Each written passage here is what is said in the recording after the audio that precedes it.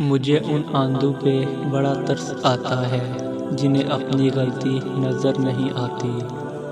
جب آپ اپنی بات بتانے اور جذبات کی وضاحت دینے میں ناکام ہو جائیں تو اس وقت سب کچھ اللہ پہ چھوڑ کر پیچھے ہٹ جانا چاہیے۔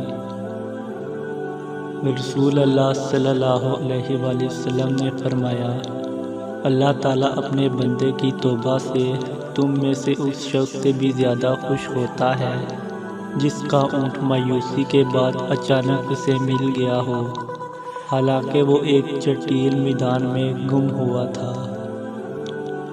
خالص عمل وہ ہے جس سے تجھے تکلیف مطلوب نہ ہو بلکہ اللہ کی رضامندی ہی مقصود خاطر ہو۔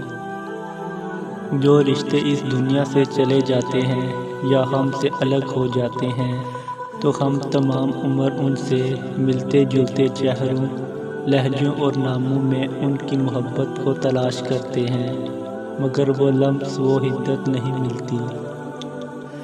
احساس کا مر جانا انسان کے مر جانے سے زیادہ تکلیف دہ ہوتا ہے۔ جب کوئی طلع ہونے کی بجائے خاموش ہو جائے تو سمجھ لے اس نے زندگی کی بہت سی حقیقتوں کو اپنے سامنے مرتے دیکھا۔ اپنی مانگی ہوئی دعاؤں پر یقین رکھو، وہ رحمان ہے، وہ دعائیں رد نہیں کرتا۔ اس بات پر پریشان مت ہو کہ راستہ کہاں لے کر جائے گا، بلکہ اپنی توجہ اپنے پہلے قدم پر رکھو۔ یہی تمہاری ذمہ داری ہے اور یہی سب سے مشکل کام ہے۔ جب پہلا قدم اٹھا لیا تو پھر اس کے بعد ہر شے کو اپنی قدرتی انداز میں کام کرنے دو اور تم دیکھو گے کہ راستہ خود بخود کھلتا جائے گا۔